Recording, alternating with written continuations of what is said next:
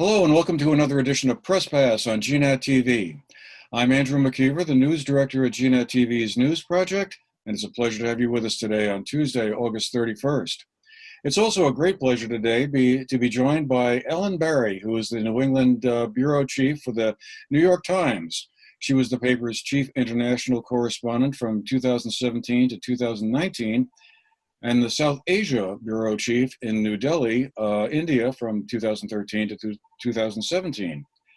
Previously, she was its Moscow bureau chief from 2011 to 2013 and was part of a team that won the 2011 Pulitzer Prize for International Reporting. Ms. Barry, it is a great pleasure and an honor to have you on our program today. Really appreciate you making the time for this conversation. I thought we could get started before we kind of dive into some of the stories that you've written recently that have a Vermont connection to them. Just tell us a little bit about your background in journalism, how you got started in it, and what was the road that led to the New York Times? Well, first of all, it's an honor to be invited today, and I'm really glad to talk about Vermont and some of the stories I've written from this part of the country. When I graduated from college in 1993, and I don't know if you remember this, but it was a terrible market for journalism. There weren't a lot of jobs. I knew I wanted to be a reporter, but also didn't feel that I was particularly competitive. So I did the obvious thing, which is I moved to Russia. I had a 3-month ticket to Russia where I knew someone I could sleep on their couch. And I had studied Russian in college. And there was quite a vibrant English language press out of Moscow at that time. So I worked for the Moscow Times, which was an English language newspaper that was largely written for expatriates who had moved to Russia. And I got there and I liked it so much that I ended up staying for 3 years. I worked as a copy editor, and then I worked as a feature writer. And then I ultimately was covering City Hall in Moscow. It was a weird way to start my career. But the English language press in the former Soviet space during those years was just a very exciting place to be. It sometimes felt a little bit like a pirate ship because you had a whole bunch of people who had studied Russian or knew Russia, who had kind of landed up in this country that was changing, not just year to year, but sort of month to month, with all kinds of Americans coming over to start businesses or seek their fortune or find Russian wives. It was just an extraordinary period to be there, and a pretty hopeful period as well. So that was my first job in journalism. I suppose I got homesick after a few years, and I moved back to the US. And that's when I sort of landed in New England, where I had a number of different jobs and stayed in and around Boston for more than a decade. That really would be a fascinating time to have been in Russia. That was pre-Vladimir Putin and Boris Yeltsin time when Russia was trying to rebuild, I guess, from the collapse of the Soviet Union. That must have been fascinating. Quite different from today, I'm sure. Well, it really does help to understand everything that happened later, to have been there during that period where, kind of from the American perspective, you saw, the beginnings of like a real democracy and the beginnings of a capitalist system. But you could, especially the way I was living, because I had no money, you could see what a incredible disruption it was for ordinary people, that they had, in many cases, they found themselves without enough money to live on, and everything that had been guaranteed for them in their lives sort of collapsed under them. so I saw that on the level of ordinary people, and the kind of fear and hysteria that brought about, the kind of sudden economic rupture. And later on, when I covered Putin, it was really helpful to have seen that happen, because it helped explain why people were willing to part with the notion of democracy. How did you wind up then moving from the Moscow bureau to New Delhi in India and covering Southern Asia? Would it seem like you would have had a tremendous background to have been the Moscow correspondent? I love covering Russia. I mean, I love Russians. They're just some of the best interviews I've ever done in my life, and I'm still extremely attached to Russia. I think basically I did overseas correspondence sort of from the late 90s through the 2000s. And I also had small kids and didn't really want to be a conflict reporter. So I was looking for jobs that weren't primarily conflict, which meant that I wasn't mostly covering the Middle East. And in India was another job like that. It was also a job that wasn't primarily a news job. There wasn't a major geopolitical conflict there. And it allowed me to do something that I had really wanted to do, which is write about life a little bit more closely, and write about the lives of ordinary people more closely. And I really ended up falling in love with India as well. How do you compare your present job as the New England bureau chief with posts like that in Russia and India? I mean, it must be a very different kind of environment to work in. But I think journalism is always in some ways the same job, whether you're covering a school board or whether you're covering the Russian parliament or whether you're covering, Windhall, Vermont, and the kind of dynamics as people quickly move in out of the cities.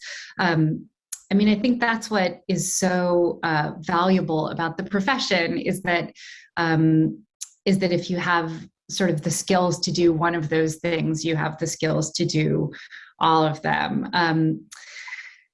Covering the US for the Times right now, it's sort of the structure of our work is different. There's not as much news. And in some ways, they're looking for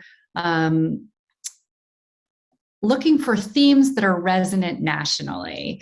So when I'm looking around New England, I'm looking for examples of themes that are part of the central story of the United States right now. So some of the stories that I've written have been about the kind of ideological splits that have become so dominant to American civic life. We see that in New England, even though it's not sort of a stronghold of Trump support, but clearly we can see in our own communities that these splits over big ideas have really come to the surface. So I would say that covering the US is a lot about capturing these strains in thought that are relevant nationally. Interesting. Yeah. Well, let's talk about some of those stories then that you filed in recent months. There were three in particular that stood out to me as we began to talk about doing this. One of them, of course, was the one involving the population growth in Windhall. You filed that story, I guess it was last year, during the first 5 or 6 months of the pandemic, when already at that point, real estate in Vermont was starting to be snapped up very rapidly. I did a couple of stories myself on the same subject, and it was striking at how properties that had kind of would typically sit around for several months all of a sudden began being acquired within 24 or 48 hours, and real estate agents didn't have enough inventory to sell. So in Windhall, you wrote about the rapid growth in population there from folks who were COVID refugees, I believe the expression was. Tell us a little bit about the background of that story. And, in particular, of course, you ran into a very well-known personality in Windhall, Scott Bushy, who runs the transfer station there. He's also the town moderator and local rock star, I guess you could say. How did you come to work on that story? Well, as you can imagine, as soon as I met Scott Bushy, I didn't really want to write about anyone else. And I would have very happily just written 2,000 words verbatim from my conversation with Scott Bushy, with one clear problem, which is that a lot of what he says we can't print in the paper. And I had multiple. Why am I shocked to hear that? I had multiple run-ins with our editorial pearl clutchers based on Scott Bushy quotes. So you can anyway, you can sort of imagine what that process was like. So Windhall is one of these communities that has really been transformed by COVID. And what I found so interesting is that, there are parts of the country where economic growth of the tax base and sort of development are seen as an unalloyed good.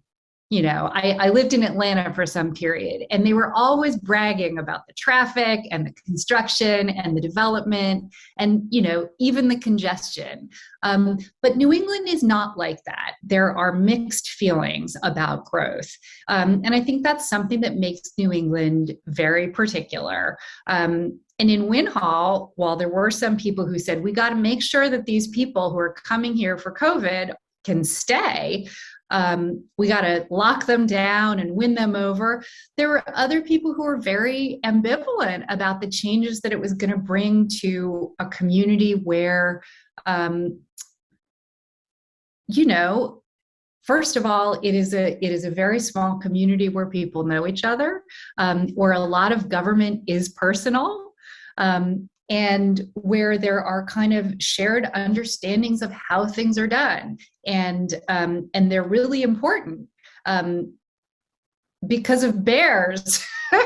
And I'm sort of joking about that, but also not. Like, the shared understandings that hold New England town governments together are what makes this, part of the country so unique.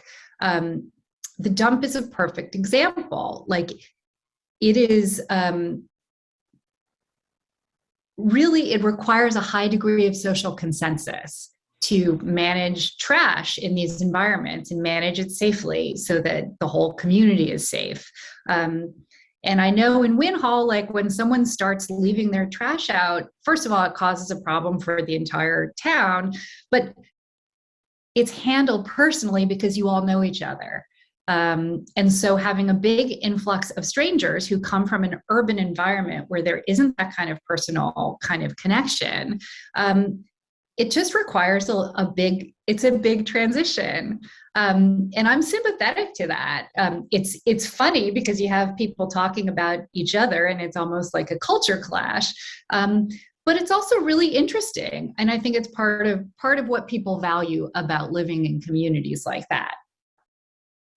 Yeah, it is fascinating because a lot of the conversation here in Vermont recently has been about the need for more growth and the need for more population. Schools that have seen enrollments decline and tax pressures build as a result. It's kind of intriguing to see that kind of conflict, I guess maybe one way of putting it, between wanting to have that older version of New England where everybody knows everybody and there are certain understandings about how things are done, yet at the same time the long-term economic picture doesn't really play well into that. It was quite fascinating to read, and it'll be very fascinating, I think, to see how long these folks who did move to places like Windhall and other towns in Vermont will wind up staying. That's a big topic of interest, I think, here too. Is this a 1 or 2 year phenomenon, or is this a long-term change? I mean, I think from the point of view of the state economists, I think there's no question that this is really good for Vermont. It brings in more tax base. It makes the labor force younger and more vigorous. States like Vermont and Maine that have a just very, very rapidly aging population need new people for the future. And I do think COVID, one of the legacies of COVID will be remote work. And if people can get a New York salary and live in Vermont or Maine or New Hampshire, that is really going to change a part of the country that has been stagnant population-wise for decades. I want to move on to another story that you've written that is still an ongoing story up here, and that, of course, is the one on the so-called shooting range in West Paulet that Daniel Banyai constructed a few years ago, and has been continuing to be in the news right up till fairly recently. He went to a planning commission meeting there in Paulet to argue for some kind of a tax adjustment, and wound up getting into a very up close and personal discussion with Mr. Hewlett, his next door neighbor, who had the stalking order put in place there to keep him from bothering them any further. This story is fascinating on so many levels, but I guess, again, I'll just start by asking you how you heard of it and kind of what your reactions were to the story as you wrote it at the time. Mm-hmm. So I had read about it in the local press. I'm a big reader of V.T. Digger, and I had just followed it over a period of many months. And what seemed really interesting is that it didn't seem like there was a clear, coherent set of regulations that would apply to Daniel Banyai and what he was doing.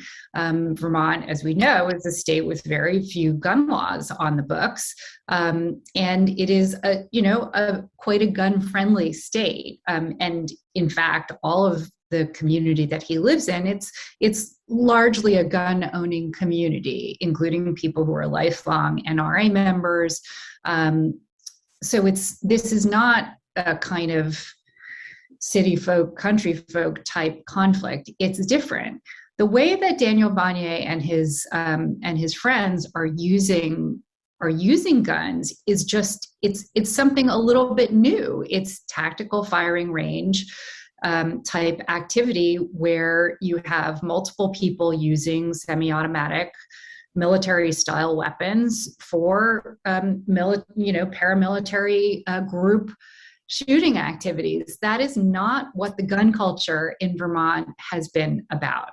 And it is alarming to the people who live nearby, but it is a growing culture in this country. And I can tell you that after I wrote that story, I heard from probably half a dozen people in different states, not just Vermont, who said the same thing is happening to me next door to, on the adjacent property. I have a neighbor who is carrying out these sort of group shooting exercises. Daniel will call it gunfighting training. A lot of the folks that he shoots with are either former military or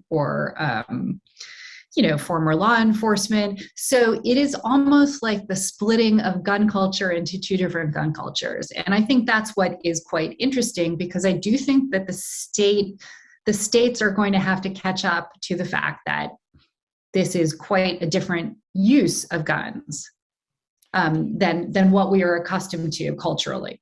Absolutely. And one of the things that's been striking to me is the I won't say reticence of state authorities to kind of get involved, but clearly a certain reluctance on the part of, like, say, the state police to kind of become involved, claiming that this is really a land use issue. They don't get involved in cases like that. At the time when I got interested in that story, it was right after the January 6th events, and just a time when people in America were sort of looking around at each other, and not being sure whether to be afraid, or not knowing, not really knowing how much of our society is,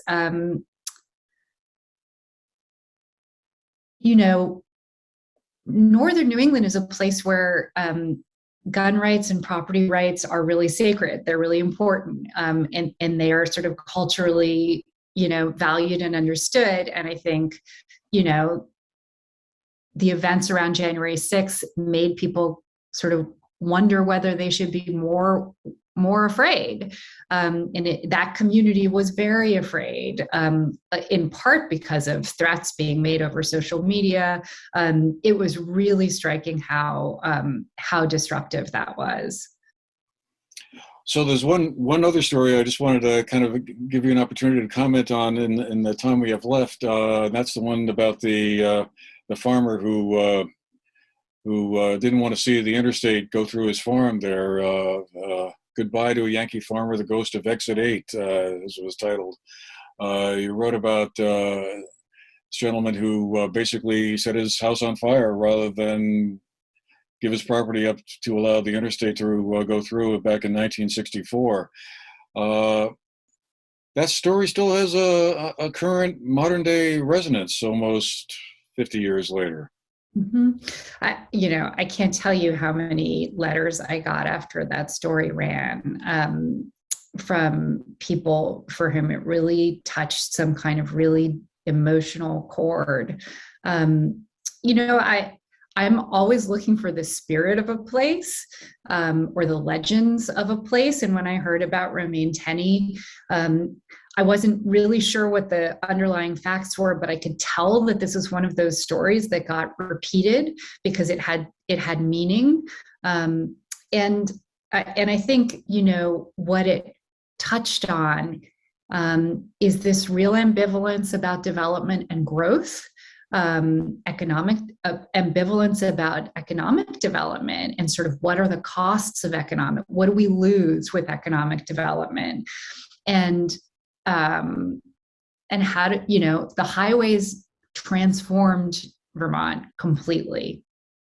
There was no going back. Yeah. And it's striking how many people look at that with a sense of regret at what was lost, the kind of rural quality of the towns that are now kind of highway towns. That said, I'm married to a guy from rural West Virginia, and when he read that story, his reaction was not that. He said, those highways are the best thing that ever happened to Vermont, because I know what Vermont would be like if there were no highways. And it would be much more poverty, much more isolation and deprivation. So I think part of it is just what's your life experience, but I haven't written a story in years that got that kind of emotional reaction. And I think that must tell you something about the way people feel about losing woodlands or losing a natural environment and seeing it transform before your eyes. Oh yeah, there really are two sides to that story for sure. You can really see how there would be a wistfulness about the, I think sometimes romanticized past of rural life in the country where, people, really struggle to get by from month to month. And yet the other side, there is a cost, I guess, to being in the modern world or whatever. I can easily see how that story probably did provoke a lot of reaction from your readers, because it does really look at both sides of that question. Also, I spent a lot of my time growing up in New Hampshire, in your adjoining state, and because New Hampshire's approach to growth has always been so different from Vermont's, and yes. So that's one of the things that makes Vermont so interesting to me, is that, travel, 20 miles. We have a house in Rindge, New Hampshire, in the southwest of the state. And I can tell you that just growth is perceived differently. And the state policies reflect that, and the people that move there reflect that, and the landscape reflects that. Yeah. We have about a minute and a half left, and I just wanted to give you a minute to talk a little bit about how the New York Times and other major newspapers are changing and adapting to the internet digital age, which of course we're well into it now. Good 20 years now since the internet arrived and really began transforming papers and kind of taking the emphasis away from the print version into the digital one.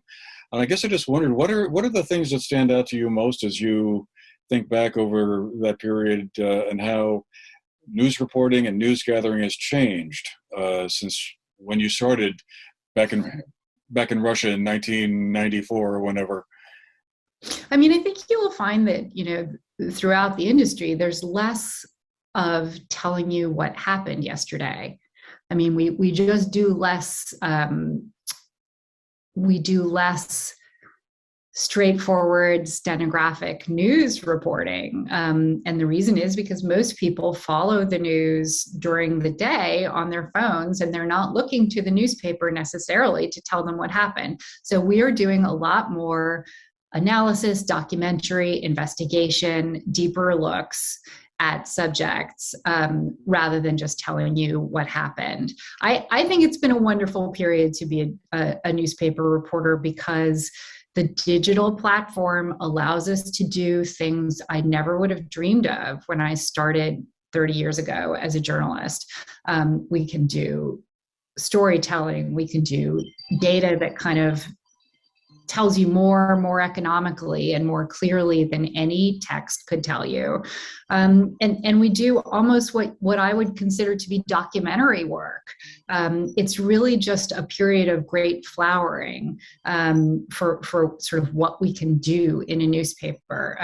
So that's the positive side. I think what is incredibly sad is to see the loss of networks of reporting, particularly in smaller towns and cities, because the jobs are going away, because the advertising is going away. And I think the most hopeful substitute or replacement for those lost newspaper jobs is the digital platforms like Vermont Digger or the New Hampshire Bulletin or the New Bedford Light. Like, I'm seeing them kind of popping up in different places. And I put a lot of hope in those outlets because I think the nonprofit structure could create really good jobs for really good reporters. Well, let's hope that that's the case because, yeah, it certainly has been an interesting period of change. Thinking back, my own experience on that, how the emphasis of everything shifted so much. But anyway, boy, we could talk for another half an hour, I think, Ms. Barry, about this and other topics related to it, and the role of journalism in our times, and so many other things. But unfortunately, we're going to have to leave it there for today. But I do want to thank you again for making the time for this conversation. Really appreciate that very much. And well, we'll certainly be following your stories as we go along. And if you ever make it back to Windhall or Paulet or wherever, somewhere, we'll definitely be following what you said to. Thank you. And please send story ideas because we're always looking for them. All right. Well, I might just do that. I got a couple stored up here that might work. Anyway, thanks again. Ellen Barry is the New England bureau chief of the New York Times. And again, once again, Ms. Barry, thank you so much for making the time for our conversation. Thank you. And thanks to all of you as well for being with us today. Hope you found our program interesting. And well, we'll see you again the next time. Meanwhile, have a great day.